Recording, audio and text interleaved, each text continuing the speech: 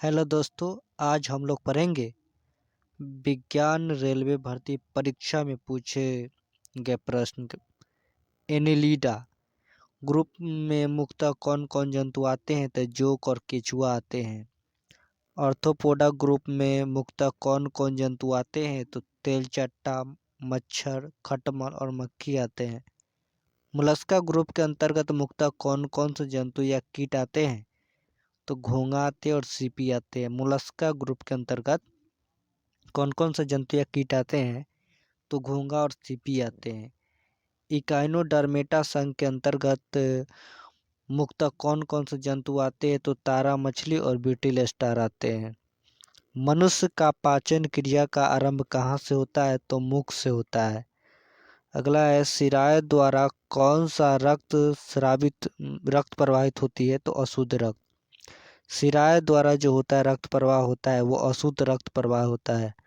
धमनी द्वारा कौन सा रक्त प्रवाहित होता है? तो शुद्ध रक्त होता है। धमनी द्वारा शुद्ध रक्त और शिरा द्वारा अशुद्ध रक्त प्रवाहित होता है।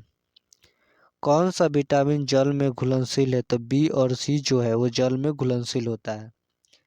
सोडियम का कार्य क्या है? तो यह रक्त दाब को नियंत्रित करने में सहायक होता है तथा जल का संतुलन बनाए रखता है।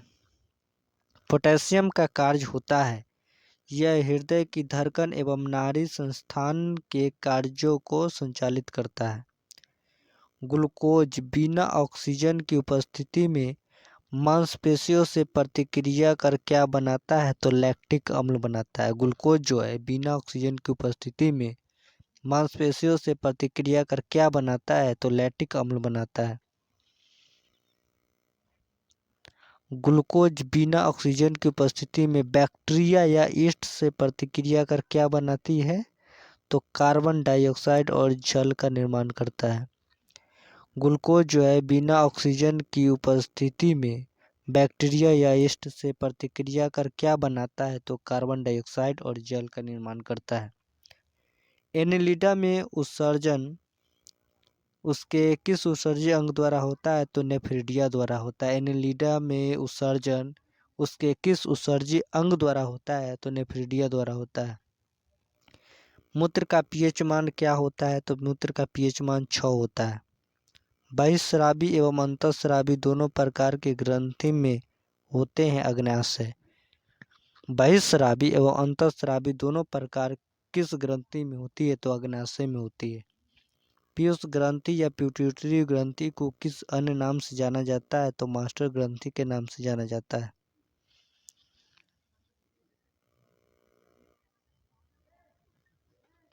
स्प्रिंग को आप सामान्य लंबाई पर वापस लौटने के लिए लगने वाले बल कहलाता है प्रत्यायन बल।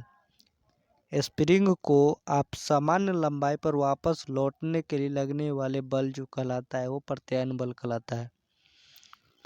पौधे के लिए सबसे अच्छा उर्वरक कौन सा है? तो कंपोस्ट है। पौधों के लिए सबसे अच्छा उर्वरक जो होता है वो कंपोस्ट होता है। पेट्रोलियम किस प्रकार की चट्टानों में पाया जाता है? तो अपसादी चट्टानों में पाया जाता है।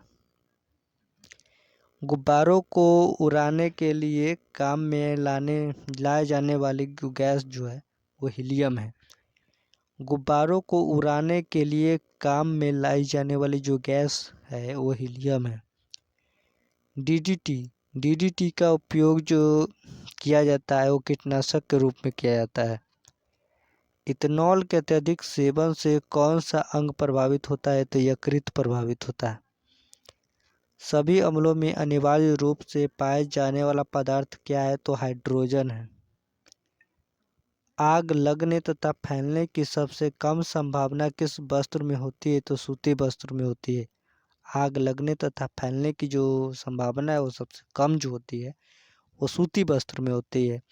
लोहा का सबसे संपूर्ण स्रोत कौन सा है? तो हरी सब्जियां हैं। गैसोलीन को किसके साथ मिश्रण कैसे करके गैसोहॉल बनाया जाता है? तो इथाइल अल्कोहल। गैसोलीन को किसके साथ मिश्रण करके गैसोहॉल बनाया जाता है? तो इथाइल अल्कोहल। तात्कालिक ऊर्जा के लिए धावकों को कौन सा पदार्थ दिया जाता है? तो ग्लूकोज दिया जाता है। तात्कालिक ऊर्जा के लिए धावकों को कौन सा पदार्थ दिया जाता है? तो ग्लूकोज दिया जाता है। मानव जाति के लिए ओजोन परत क्यों महत्वपूर्ण है?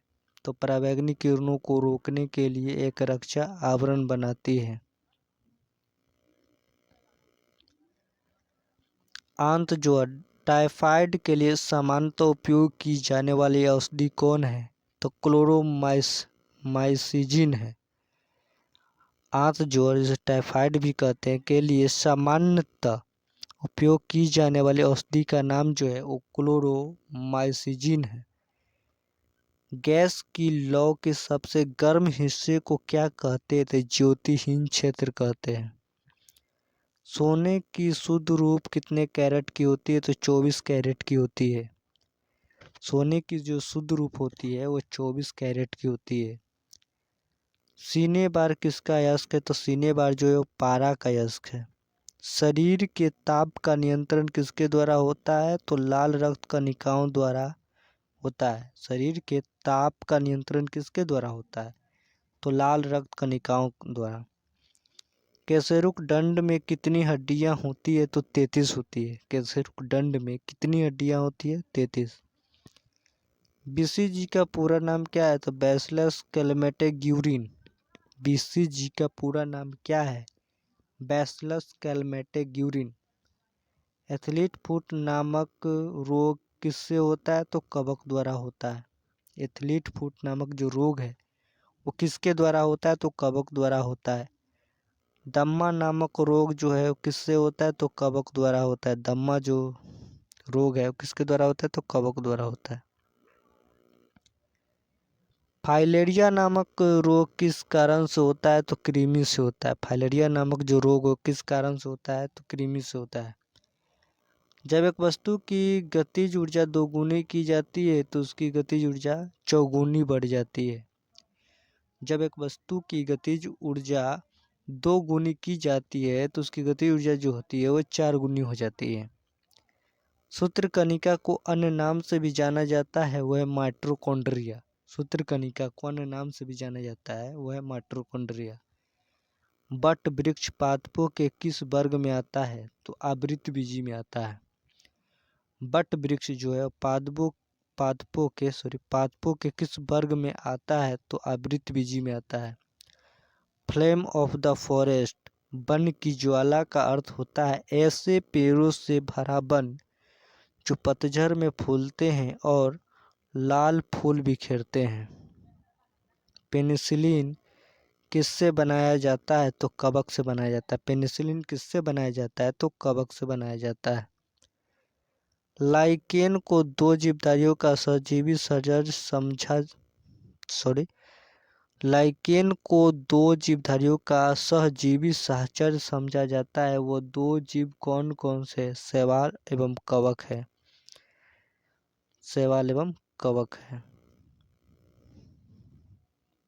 आमतौर पर संश्लेषित वृद्धि माध्यम और बेकरी में काम में लाए जाने वाला एगार किससे प्राप्त होता है? तो शैवाल से होता है। आमतौर पर संश्लेषित वृद्धि माध्यम और बेकरी में काम में लाया जाने वाला एगार जो है किससे प्राप्त होता है? शैवाल से। लौंग किससे प्राप्त होता है? लौंग जो है किससे प्राप्त होता है? तो पुष्पकली से प्राप्त होता है।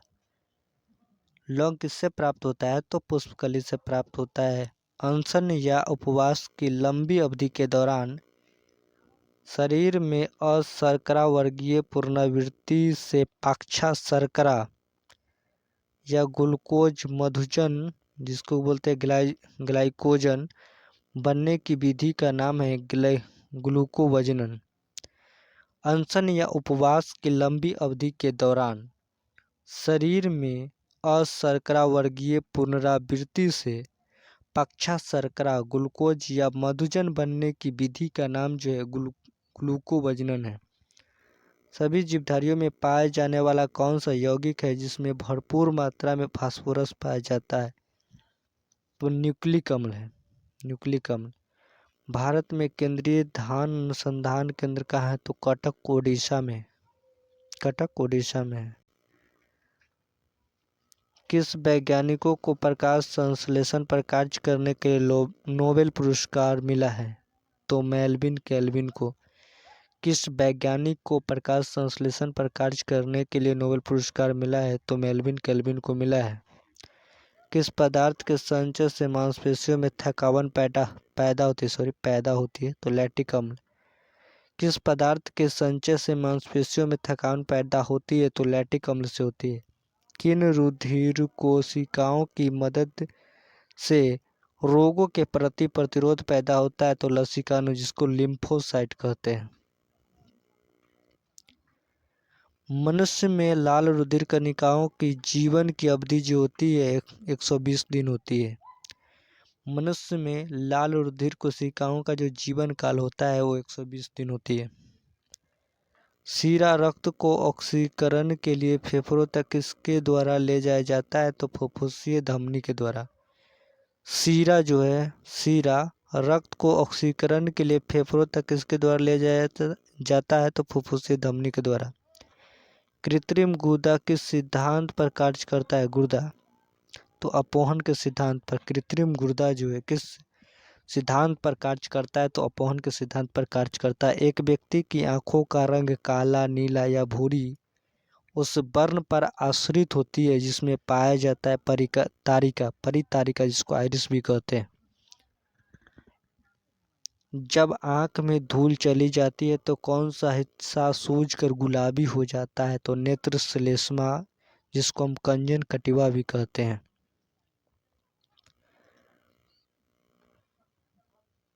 बच्चों के दूध पीते समय स्तनों में दूध का निष्कासन किसकी मदद से होता है? तो ऑक्सीटोसिन की मदद से होता है। निषेचन समानता कहाँ होता है? तो फ्लोपियन ट्यूब, इसको डिम्बवाहिनी भी कहते हैं। डिम्बवाहिनी नली। कृत्रिम वीर्यसेचन के उद्देश्य से वृषण वीर्य को किसमें संचित किया जाता है? तो द्रव नाइट्रोजन में। कृत्रिम वीर्यसेचन के उद्देश्य से वृषण वीर्य को किसमें संचित किया जाता है? तो द्रव नाइट्रोजन में। किस पादप का पुष्प सबसे बड़ा होता है? तो रेफ्लेशिया। किस पादप का पुष्प जो होता है वो सबसे बड़ा होता है? तो रेफ्लेशिया का। असत्य फल मुख्य रूप से कौन होता है? नारियल और कटहल जो है असत्य फल का उदाहरण है। किसी वृक्ष की आयु कैसे पता चलती है? तो बलयों को गिनकर वृक्ष की आयु का पता लगाया जाता है। जल संवर्धन जिसको कहते हैं हाइपोनिक्स, जल संवर्धन क्या है? तो बिना मिट्टी के पादप उगाना जल संवर्धन होता है। जल संवर्धन। हाइड्रोपोनिक्स। किस वैज्ञानिक को आनुवंशिकी का पिता कहते हैं? तो ग्रेगर मेंडल को आनुवंशिकी का पिता कहा जाता है। किसी बच्चे का लिंग निर्धारण किससे होता है? तो माता के गुणसूत्रों से होता है। पिता के गुणसूत्रों से होता है। किसी बच्चे का जो लिंग निर्धारण होता है वो पिता के गुणसूत्रों से होता है, माता के गुणसूत्रों से नहीं होता है। किसी भी बच्चे का जो लिंग निर्धारण होता है वो पिता के गुणसूत्रों से होता है। मनुष्यों में गुणसूत्रों की संख्या कितनी होती है? तो 46 होती है। मनुष्यों में जो गुणसूत्रों की संख्या होती है वो 46 होती है। जो लोग मक्का को मुख्य अनाज की तरह आहार में लेते हैं उसमें विटामिन B1 की मात्रा होती है। किसी सदिश का परिणाम कभी भी नहीं हो सकता ऋणात्मक। किसी सदिश का परिणाम कभी भी नहीं हो सकता क्या? ऋणात्मक नहीं हो सकता है। कपास रेशा किससे प्राप्त होता है? तो बीजों से प्राप्त होता है। कपास रेशा जो है वो बीजों से प्राप्त होता है। ताजे निकले मूत्र में कोई खास गंध नहीं होती है, लेकिन कुछ समय बाद उसमें अमोनिया जैसी तेज गंध आने लगती है। क्यों? क्योंकि जीवाणुओं द्वारा यूरिया अमोनिया में बदल जाती है। किस मछली में सल्क नहीं होते हैं? तो कैटफिश में सल्क नहीं होते हैं। किस मछली में सल्क नहीं होते? तो कैटफिश में सल्क नहीं होते हैं।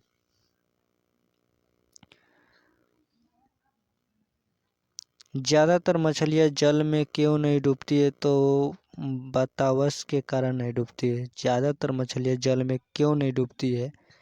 तो वातावरण के कारण नहीं। सर्वप्रथम विषाणु को शुद्ध क्रिस्टलीय रूप में किस वैज्ञानिक ने अलग किया है? तो W.M. स्टैनले। सर्वप्रथम विषाणु को शुद्ध क्रिस्टल रूप में किस वैज्ञानिक ने अलग किया है? तो W.M. स्टैनली ने किया है। ग्रेगर मेंडल ने किस पौधे पर शोध कर आनुवंशिक सिद्धांतों का प्रतिपादन किया? तब मटर के पौधे पर। लिटमस किससे मिलता है? लिटमस किससे मिलता है? तो लाइकेन से मिलता है। मलेरिया के उपचार की दवा किस स्रोत से प्राप्त किया जाता है? तो सिनकोना वृक्ष से। मलेरिया के उपचार की दवा किस स्रोत से प्राप्त किया जाता है? तो सिनकोना वृक्ष से किया जाता है। अफीम जो एक पादप उत्पाद है, ये किससे प्राप्त होता है? तो सूखे लेटेक्स से प्राप्त होता है। धन्यवाद दोस्तों। अगले क्लास